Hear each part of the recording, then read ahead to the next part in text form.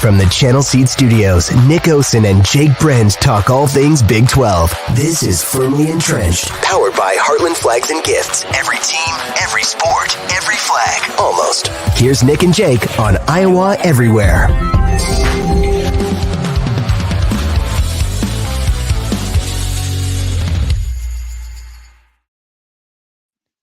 Welcome into the Channel Seed Studios.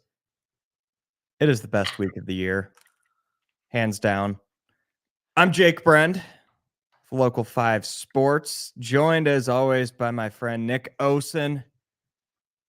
Nick, it's Christmas, man. How are you feeling? We've made it. So I got to be feeling good. We've been looking forward to this weeks, months. It truly is special. And I know that when I officially get to sit down and wrap up my bracket, it'll feel even better. Just kind of a crazy week too for, us that get the chance to cover these games and then kind of look ahead to the excitement of this weekend. But there's nothing like it, man. We've got a lot to unpack, and I'll say right off the jump, I think this is going to be a special tournament. No doubt. So no joke, my 5 favorite days of the year in order. Number 1, Thursday of the NCAA tournament. Number 2, Friday of the NCAA tournament. Number 3, Saturday. Number 4, Sunday. And then 5th is Thanksgiving. No doubt. It's 4 days of Christmas in a row, and it is incredible. I'm in heaven for 4 days in a row. You've got a couple of days off in there too, right? Where you can just sit back and enjoy all day. Kind of. So I'll be in Omaha for Thursday, Saturday for Iowa State and Drake. I'll still be working Friday, Sunday, but I'm not going to be on the road. So I'll be able to watch, but not like lay on my couch all day and watch, if that makes sense. Yep. Yeah, I honestly, I know we're going to get into the matchups, but I didn't even think about the Drake aspect of just being in Omaha too, which might affect my first round pick with them. Yeah, it's going to be an awesome weekend. I cannot wait. We want to thank Heartland Flags and Gifts just for presenting the show, giving us the platform to nerd out, talk about hoops for an hour. It's one of the best hours of my week, no doubt, here in the Channel Seed Studios. If you're interested in following Iowa State, Drake, even Iowa, got to plug Local 5. It'll be your spot to be this weekend. Tons of coverage from Omaha, Iowa City, and then, of course, Cyclone women over in Cali. All right, let's just get right into it. We'll talk Selection Sunday. Nick Osen, how do you feel about Iowa State's draw? So I honestly felt like they got a bad deal. I was watching. It was a really kind of weird thing, right? I'm watching right after that Badgers game. And so we're just watching basically until we see, Wisconsin, and then we go see how the Badgers react. And so I noted right away, of course, okay, TJ going against one of his old teams. I think that's interesting. But the draw as a whole, I love the location. And I know you're starting to smirk already. I'm excited to hear kind of you coming back at it. But, I don't think there's an argument really against the fact that Iowa State, UConn, and you could even say Auburn all potentially got bad deals because, like, UConn, number 1 overall seed. Iowa State playing like the best 2 seed, had an argument for a 1 seed. Auburn, I think, is that sneaky team that could lose in the round of 32 or get to the Final Four. I know people have them going deep. So basically, what I'm saying is, like, nobody around Iowa State, that program is going to complain or go in with the wrong mentality. But I do think they got a bad draw, and I'm just really intrigued to see who kind of comes out of that group. In the World Cup, they say, like, the group of death. I don't know how much you follow that, but kind of the toughest, group. I don't think there's a question that this is the toughest region, certainly when you're looking 1 through 4. I didn't even mention Illinois, a team that I know people like to joke about the Big Ten, plenty of our listeners will, but offensively, they can hang with anybody. So I think it's really going to be a tough spot. And I'm intrigued whether it's, in the Sweet 16 or just early on with teams like a Wazoo, a Drake, some of the other teams in there as well. FAU, I believe, is in there too. Northwestern, like that spot is just loaded. And I think UConn and Iowa State especially got a tough pick there. Yeah, so just watching the selection show, we obviously knew it was UConn's region. So picture visually how they reveal it. Mm-hmm. So after they go UConn through the 13 seed, then they go down to the blank bracket, but it shows the location. Yes. So you see Omaha, and you're like, well, crap. It's Iowa State. Iowa State's going to be in UConn's region. I tweeted this that morning. That was the worst case scenario. I thought literally any other draw, whether I didn't think it was going to happen, but whether they were the 1 seed in the West or the 2 seed in the West or the 2 seed in the Midwest, I thought any of those scenarios would have been impeccably better than being with UConn. But not only are you with UConn, you see BYU pop up. You're like, oh gosh, Iowa State's kryptonite. I saw Illinois pop up. I'm like, all right, if they make the Sweet 16, they're playing BYU. Okay. And then you see Wazoo. Like, okay, that's not a horrible 7 seed. You're playing the 7th best conference's 2nd or 3rd best team. And then you see Drake pop up. Like, oh my gosh. And that's even before seeing South Dakota State, which on paper, it's a fine matchup. Iowa State should win by double digits. But you just see all of that. And you're like, the only way that could have been a worse draw is if Wazoo was replaced with Nebraska, which I'm shocked they didn't do. Just with it seemed pretty clear that the men's committee and maybe even more so the women's committee was picking storylines. I know they say they don't, but you can't tell me they don't. So all that to say, I do think Iowa State got the short end of the stick, but it's also March. You never know what pathway is going to open up. You don't know if you're actually going to have to play UConn and Boston because, one, you have to get to Boston. And 2, who knows? Like St. Peter, we were talking off air, St. Peter's made the Elite 8 2 years ago. You don't know your path. And I can guarantee you that back at the Iowa State basketball facility, they aren't looking at their path and saying, oh my gosh, UConn and Boston, this is a repeat of playing Michigan State and Auburn Hills in 2000. Like, I guarantee that's lore among paranoid Iowa State fans like me, like the ones on Twitter. So that's, I guess, where I come to it. What I immediately thought of was these conference tournaments mean nothing if you are a team that's already in. We've got the example of it last year for the Iowa State women. They were probably a 5 seed heading into Kansas City. They win the tournament, and then they're still a 5 seed. This year, I mean, most thought Iowa State was probably going into Hilton South, probably the last 2 or the first 3 seed, which is why that Baylor game, again, was so important. Yep. So you beat Baylor, you beat the committee's 9th team, and then you wax Houston by 30 and you don't move up. So what that tells me is either, 1, Iowa State was seeded so much lower than we thought, like a low 3 to high 4, and maybe that was punishment for the non-conference schedule. We'll never know. Or the bracket was set and it would be too much work to change things up, which I think there's been plenty evidence of that happening. Well, here's what I think. So that Iowa State Houston game was Saturday night, right? Like a 5:36 to. Yep. I honestly think, and this is not the first time I'm saying this or hearing it, Jake, I think right about that time, so like 4:35-ish, is essentially that cutoff point. because I can tell you, Wisconsin was not a 5 seed going into Saturday. Who'd they beat? Purdue, like Houston, a 1 seed, and then comfortably now a 5. So I do think, based on things like that and bracketologists that I trust, not just some of the big names, I think there is some importance and significance in part of Saturday. But I feel like you're right, because Iowa State, they didn't just beat Houston.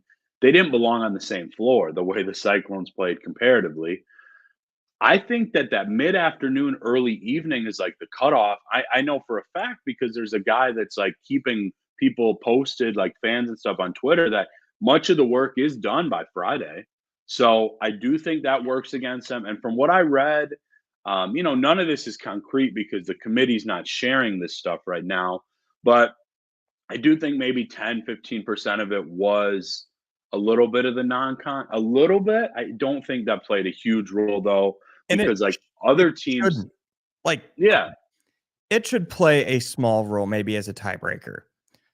But the ultimate qualifier, on top of course, quality of wins, should be overall strength of schedule. Why should playing a Big 12 schedule where Iowa State has 10 wins over NCAA tournament teams, just because they played Longwood and Long Beach State and Alaska School of the Blind, why should that mean less than a team like Arizona, who did play a good non-con, but also played a horrible conference schedule because they were in a bad conference? Like, at the end of the day, it should just come down to overall strength of schedule. And that's just a frustration for me. I guess what I come down to is, if the Big 12 championship was played a week before, 8 days before Selection Sunday, does anything change? And I think yes. I think Iowa State is higher. So is that something the Big 12 or maybe all conferences should address, maybe change over the next couple of years? Because I personally, sorry. I cut you off. Go ahead. no, you're good. I personally still, I don't think so, just because I feel like many of us, we were talking before the show, it wasn't a big shock that Iowa State beat Houston. I think the point was just how badly they did it. Right. I think that margin of victory probably should have played a larger role. But outside of that, I mean, I know you're with me on this, that we're huge on tradition and even these last 2 weeks and the time as a whole. I don't think necessarily you need to switch up great tradition, scheduling, and storylines like we've had just for kind of situations like that, because I think it is a little bit more of an anomaly. I think that maybe you could back up game times or things like that, because I think we're getting very clearly, or even start earlier in the week, that the committee isn't going to be working on changing things up until 11:59 Saturday night. I would definitely listen to that. I don't think I'd want to do a complete shift. And I'll also add this. I even think if that was played like earlier in the week or a week before, like you said, a week before Selection Sunday, I'm still not convinced. I think you meant that Iowa State would maybe move up on the 2 line, I believe. Yeah, no, they weren't going to be a 1 seed. But yeah, I didn't think that they jump in Arizona, jump a Marquette, right. like that. Marquette, yeah, that's one I've seen with my own eyes a lot, and I don't understand why Iowa State's behind them. I really don't. But overall, just as we kind of react to Selection Sunday a bit, I thought they did pretty well. It's hard to pick snubs because so many teams have cases, but to me, I thought that Seton Hall and Oklahoma really kind of missed out when I thought that they were safely in going into the week. Yeah, I'll be honest. I don't care really about who misses the tournament. I think there's already too many teams in the tournament. So you Even factor. this with 68, too Oh many? yeah. Bring it back to 64. Okay. But 68's fine. No more, please. No God, more. please, no more. No. So my thing is more so just how does an East region get so stacked? And like, part of this is my bias, of course. Part of it's the Iowa State bias, but the other part, the Midwest region sucks. Like it's horrible. Or no, sorry, not the Midwest, the West region. So when you put, Is that UNC? yeah, UNC, Arizona, Baylor, I was telling Brad Edwards, chief meteorologist over at Local 5 last night, that before the bracket came out, if you just asked me to pick 4 teams to go to the Final Four, I would have picked UConn, Iowa State, and Auburn. So you put all 3 of those in the same region. Wow. And I know that's not what it's about. That stuff like this happens every year. But man, they got the East way wrong. And then you factor in BYU, which that's nobody's fault. Like it just has to happen.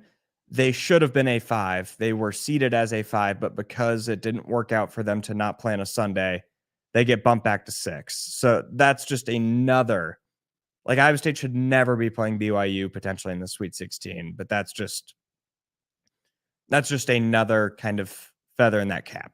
But You've been pretty spot on with BYU all year. I feel like I like that team, and just in terms I think they're good. But yeah, you've kind of called it that they've been like a potential kryptonite for Iowa State a couple times. and teams like them also. So a Yeah. Creighton, maybe in Illinois. Well, Wisconsin's going to face James Madison. Yep. Schools like that. So all that being said, it shouldn't matter. If the team that shows up in Kansas City shows up,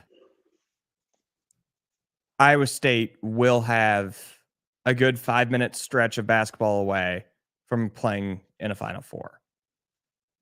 If that team shows up, if the team that shows up, not just Saturday night, but the team that showed up against K-State on Thursday, against Baylor on Friday, if that team shows up, they should beat South Dakota State by 15.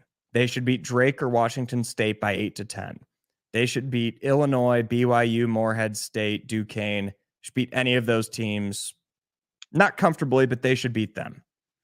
And then you say, screw it, play UConn and Boston. Like that team that showed up on Saturday beat Houston by 28. And yes, Houston was banged up. They were injured. They mailed it in at the under 12.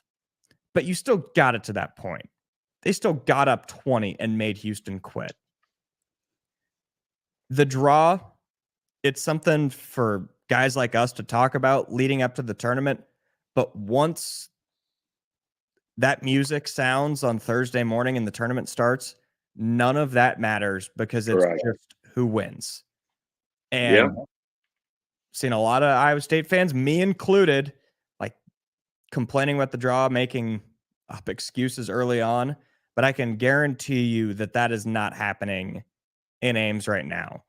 They are probably more motivated, have more of a chip on their shoulder because they were told, they were shown, look, this work that you did in Kansas City to put together maybe the best 3-day stretch of basketball that any team has played this entire season in the whole country, that didn't matter.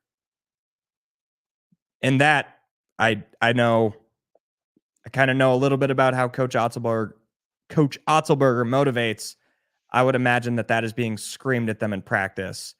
And I would expect to see a fired up and motivated Iowa State team on Thursday. Jake, how far do you feel Iowa State has to go, has to kind of advance to for this to be a postseason success type of year? So I think there's a gray area on this one. Yeah. So I think you have to get to the Elite Eight for it to be considered a success. But I also think that if you get to the Sweet 16 and lose, it's not a disappointment, if that makes sense. Mm-hmm. I think that's kind of just neutral. Like it wouldn't be a failure, it wouldn't be a success. Anything before that, though, it's a failure by March's standards. Is that fair? Oh, absolutely. I mean, I can't see. You've seen more Drake than I have.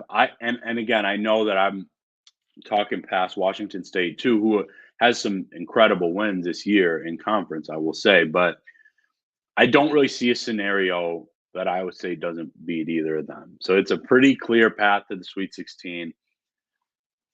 I still think getting to the Sweet 16 is a success because I generally look back to what would you have said in September, October? Right. I think kind of the goals and the goalposts change for fans throughout the course of a season, which is fine. I mean, Iowa State has shown at their peak they're a top 4 or 5 team in the country. So like I definitely understand that. I do think you factor in the draw a little bit. I personally, if I'm an Iowa State fan, I still think I would rather see BYU again, just because I have seen Illinois a good amount. I'm good. What'd you say? I said Yeah, I'm good. I know. No, I know. I'm but good. They've got, the star power of just about any team in the country. I think offensively they can shoot. Either way, that Sweet 16 game could be special. And then, we talk about UConn and Boston, but UConn would have to get past Auburn. Yeah, you could see Auburn for that game to happen. And I think there's not only some fun teams, but there are some really good coaches, I think, in this region too. Like we've talked about TJ Otzelberger. Obviously, you've got a great one at Drake. I know that Bruce Pearl is a hater-love type of guy, but he always seems to get it going in February, later in the season.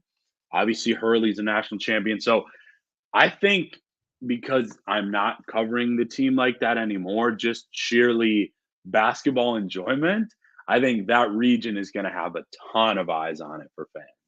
Oh, 100%. And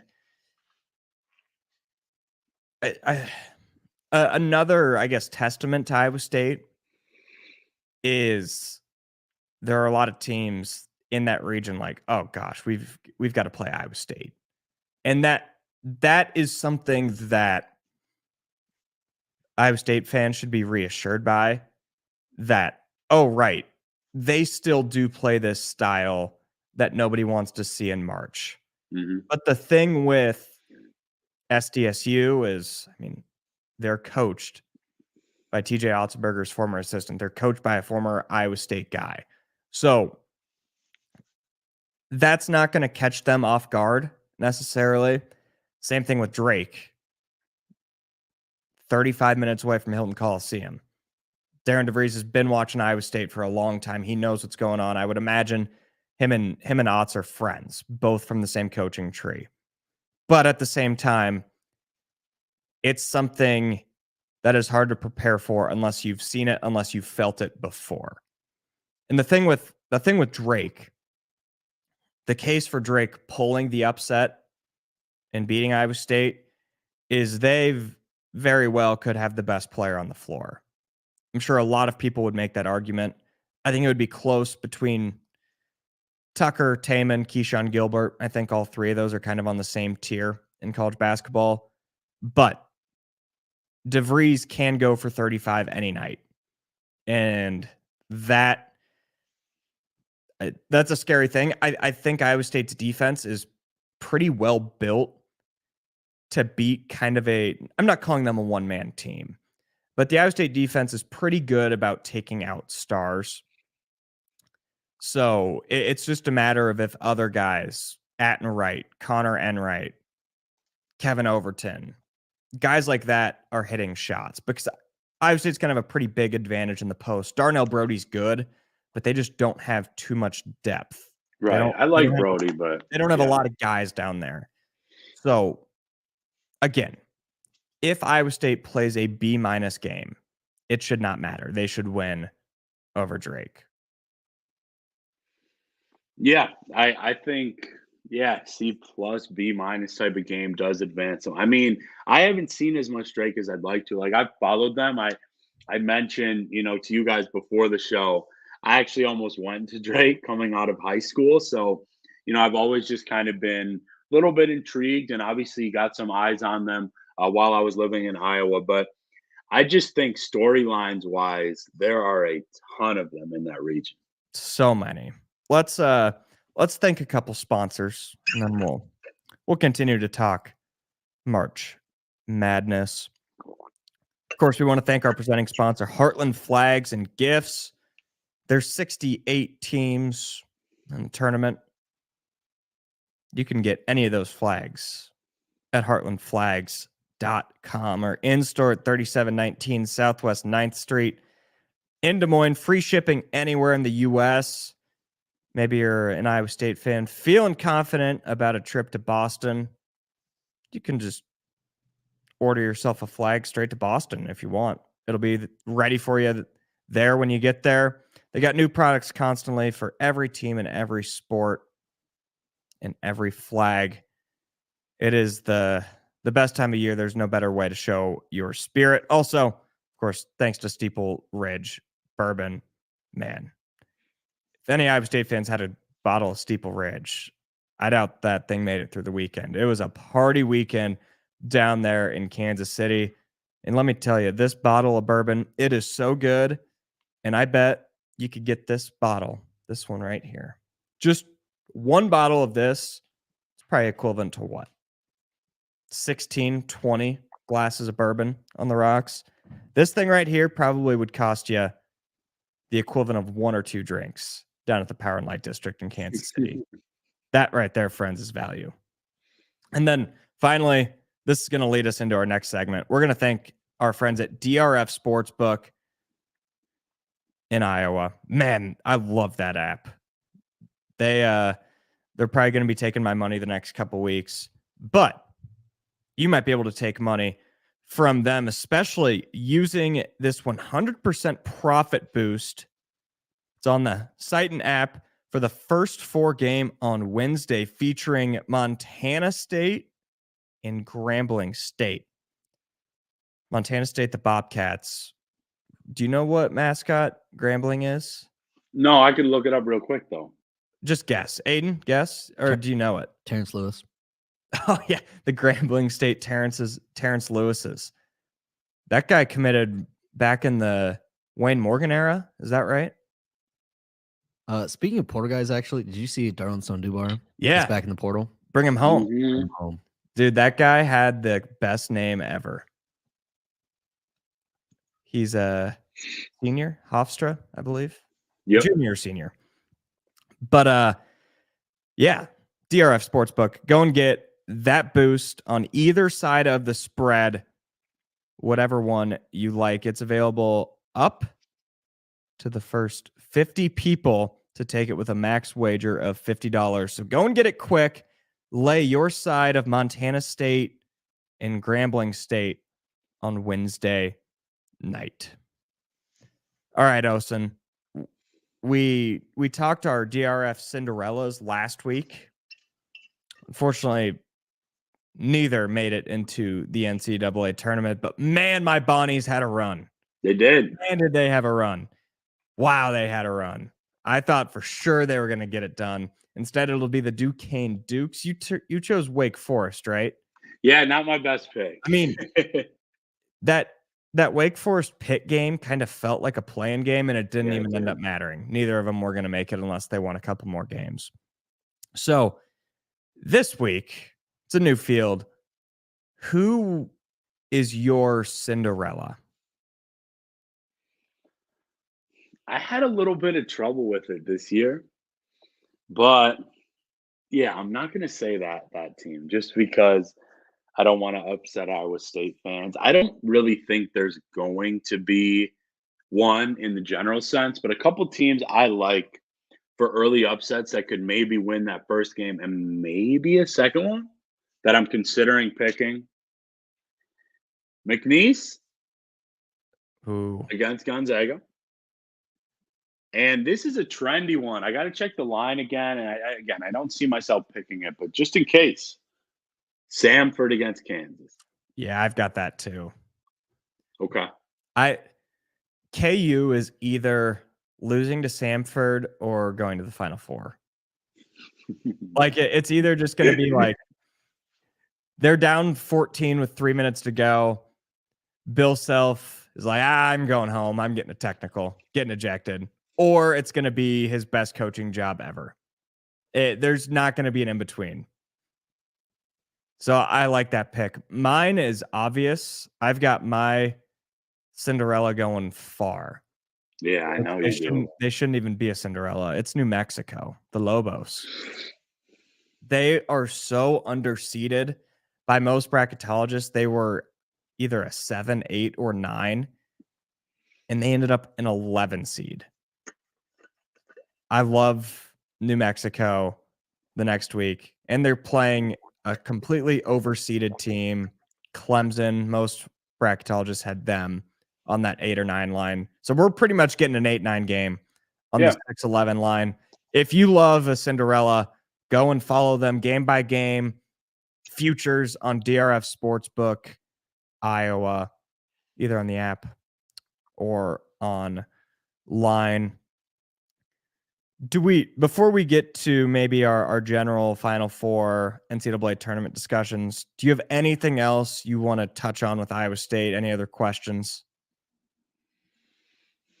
With Iowa State, I'm really feeling pretty good that we're still going to be talking about who they're playing next week. I really do think that they've got a pretty clear-cut path to the Sweet 16. I did have a kind of a question for you. You answered it a little bit in terms of the days, but like, what is your favorite time slot to kind of watch the tourney? We'll go those first 2 days if you had to pick just one slot. So basically, that morning, afternoon, or night session. It's when the morning bleeds into the afternoon. Yes. When you've got 4 games going on at once, there is nothing like it. The worst is definitely like around 4 or 5 when the games kind of taper off. You're like, oh, what am I supposed to do with my life? What am I supposed to? And then it's like snap of the finger, 30 minutes, it's back, and then you've got 2-3 games going on the rest of the night. What am I supposed to do? I guess I should probably eat breakfast. Yeah, no kidding. How about you? What's your favorite part? Yeah, pretty similar. I'll go with 2. Right away, Thursday morning, kind of right when the ball is tipped and you get things rolling. Just that kind of hits. Yes, I'm glad you picked that up. When the magic is going. And then, honestly, I love a good Friday night session. Because, I mean, I know we both work in sports, so weekends are different. But, when I was just a fan, or, I mean, even just in general, it's got that weekend feel. You're staying up a little bit, you're waking up, and then you've got another 8 more games. I can't hide my smile, man. It is the best, and I'm really, really, really looking forward to it. Actually, the correct answer for me is whatever day Iowa State is not playing. Because when Iowa State's playing, there's just a pit in my stomach all day. I do not enjoy the game at all. At all, 0%. It's just get this over with, win, and then I can enjoy the games after that. This is no Big 12 tournament. Those games were fun. Yeah. Because it's not the end all be all. There's nothing better than going down to Kansas City, taking home a trophy. But man, the NCAA tournament, it truly is survive and advance. So the correct answer for me is whenever Iowa State's not playing. I guess like, I was just going to say, it's kind of like for mine and Aiden's Bears, why I always tell my brother, oh, it's okay. We know we're not going to make the playoffs this year. You can actually enjoy the playoffs just because it takes away any of that pressure. So I'm totally with you. It's become a little bit different for me when I'm, kind of covering the teams. But yeah, you've always got your fandom in there. And whether they make a deep run or not, you never want your team to lose that first game.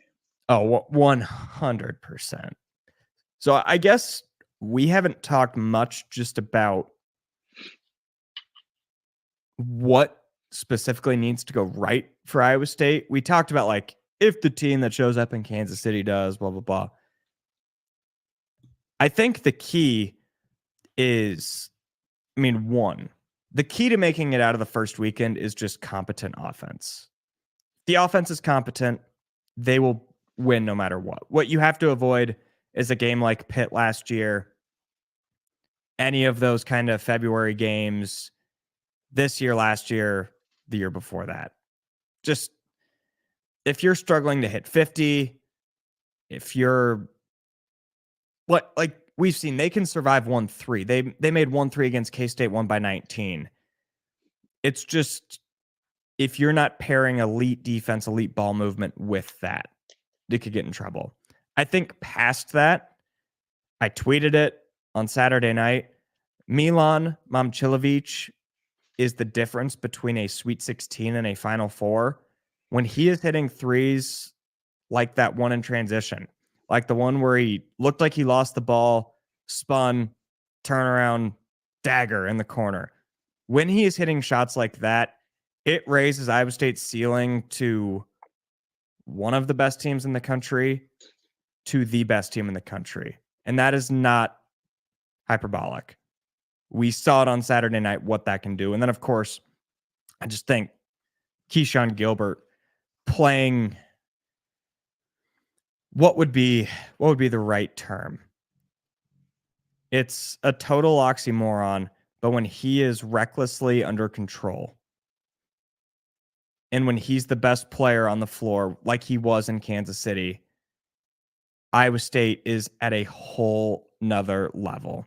Because what you don't want is Gilbert being scared. You don't want him shying away from the moment. You don't want him being too passive, but you also don't want him just dead sprint transition, no plan, see what happens. Somewhere in the middle, which is the version that they got in KC, makes Iowa State a completely different team because that guard play is as good as any guard play in the entire country. Yeah, I think I was kind of going to go somewhere too with Milan. I mean, he looked awesome on Saturday. I think he just raises not just the ceiling, but even just the floor of that offense so much. Right, it's when you've got so much a consistent jump shooting threat, especially adding from distance. I think swagger back. I think that a lot of teams are playing some of their best ball right now. And I'm pretty comfortable that that stretch that we just saw for Iowa State would kind of lend myself into thinking they're in that category. And again, I think that really that region is just going to be incredible. But as a whole, maybe next year we do a little company bracket pool or something like that, get the fans involved within our show. But in terms of some of your predictions, Jake, what are you kind of looking at for potential deep runs and Final Four teams here? So I texted you yesterday that to talk me out of a Gonzaga, New Mexico national championship. I did talk myself out of it. Don't you worry. But I'm a bracket tweaker. I am. My final draft will be submitted 1 minute before the games start on Thursday. And trust me, that is my kryptonite. Because last year, I had UConn winning it all like the whole week. And the last minute, I'm like, no, it's not going to be a 4 seed. And I switched it up. So I need to not be a bracket tweaker. So it is my promise. I'm going to hold myself to this. My Final Four, as is right now, is going to stay. I might switch up a 7-10 game somewhere along the road. Yeah. Before Thursday. But right now, I'm going Auburn out of the East. New Mexico in the Final Four. The Lobos. I told you they were my Cinderella. I've got them going to the Final Four. What's that?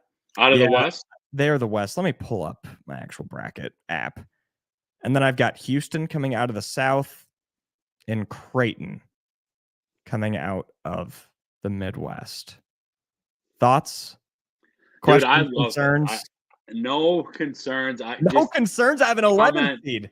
I was going to say I respect the heck out of these picks because I know like college basketball, you watch about as much as anybody, so you're still I've watched a taking lot of New Mexico this year.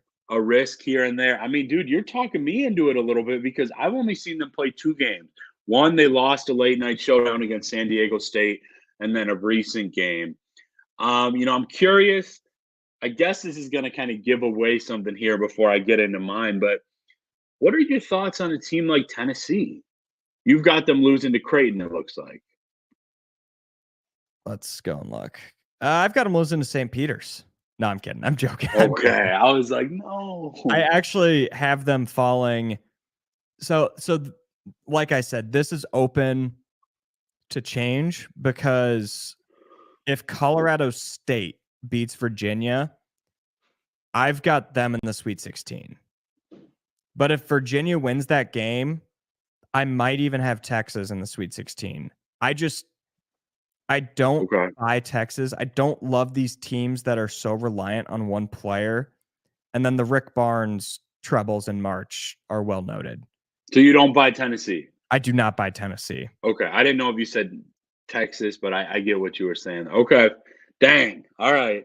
That instills some doubt in me. I mean, I haven't done my picks, but shall I share now? I mean, because I kind of gave away why that affects me a little bit. I'm disappointed to hear you're low on them.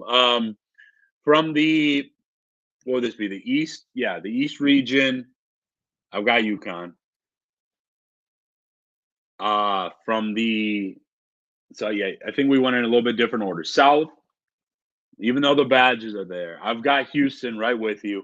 I mean, up until that showing against Iowa State, they were going to be my national championship pick regardless. Man, if they weren't so banged up. Yeah, that was just it's hard for me to pick them to win it all right now. Yep. No, I'm with you. Maybe this is crazy, I guess. I'm not sure, but I've got Tennessee. All right. I mean, we talked about Purdue. Okay, I like that Texas team a little bit. I've said that, but I do think Tennessee is a little bit more than just Dalton Connect. I get where you're coming from, though. Creighton, they could score like crazy, so I get it. The Creighton pick it's a little bit of my heart. I know I know they're just subject to one-off game and toast. I know. Well, my brother, friend of the show and who you guys have met, like he's crazy high in the Blue Jays too. They don't play defense really at all. And then I've got Arizona. So I guess kind of chalky with just 1s and 2s. Arizona is that team. I watched them back in December. They have nights, Jake, where they look like the best team in the country. But they are a team that has hurt me multiple times in this tournament. That's probably the spot I'm least confident in. But like you said, that region is not good. Like I grew up really liking the Tar Heels. I have seen them just nearly give away games. Baylor, so kind of concentrated on jump shooting and guard scoring. So those are my 4, my friend. Yeah, man. I mean, the way I approach brackets, it's like I'm going to miss a lot. I'm going to miss a lot of upsets. I mean, breaking effing news into the program. Not going to have a perfect bracket. But the way I approach it is like, okay, if I miss on an upset, I'm cheering hard, like for this team to lose.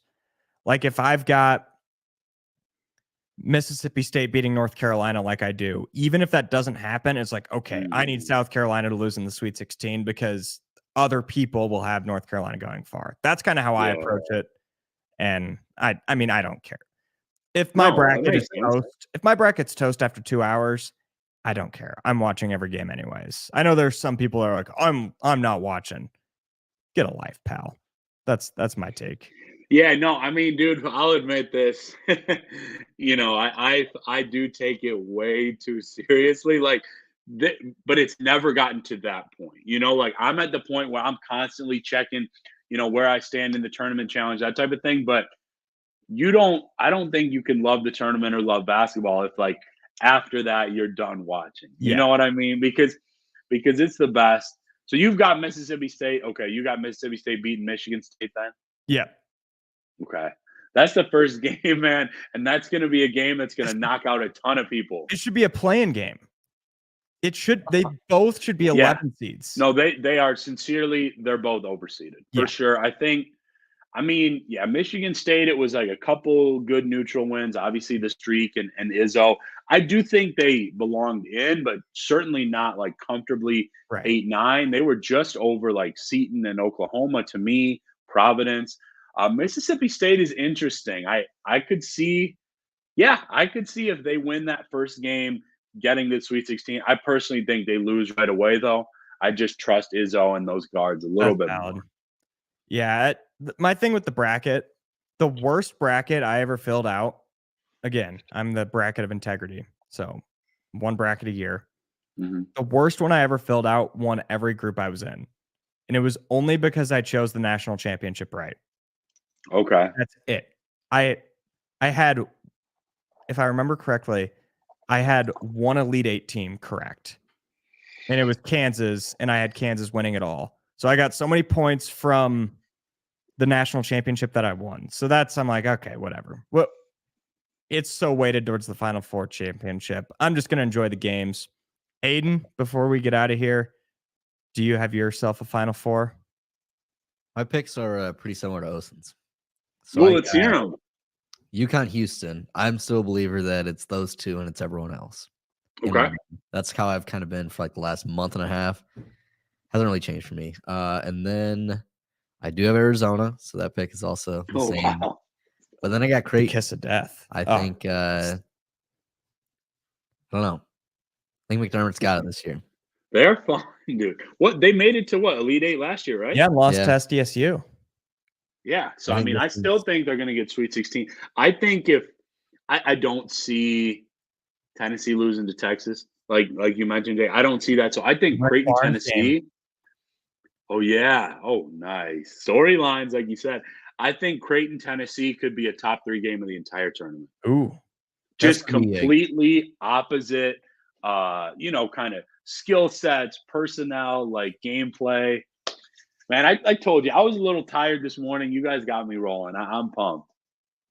See, and I know we got to get out of here. We didn't even get to the women's. We nerded out for way too long on the men's tournament. Creighton, to me, they feel like the old Scott Drew Baylor teams, like always making it to the Elite Eight, Sweet 16, never getting over the hump. They're going to win a national championship in the next 5 years.